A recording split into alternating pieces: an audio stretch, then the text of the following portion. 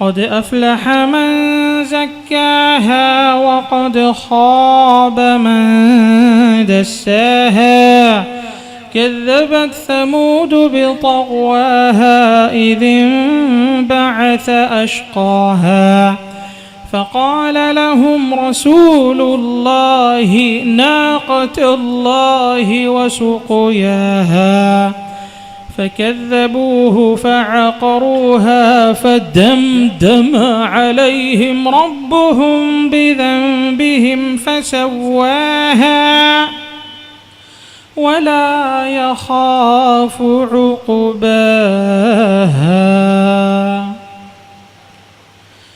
والليل إذا يغشى والنهار إذا تجلى وما خلق الذكر والأنثى إن سعيكم لشتى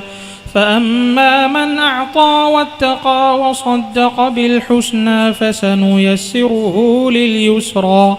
وأما من بخل واستغنى وكذب بالحسنى فسنيسره للعسرى وما يغني عنه ماله إذا تردى إن علينا للهدى وإن لنا للآخرة والأولى فأنذرتكم نارا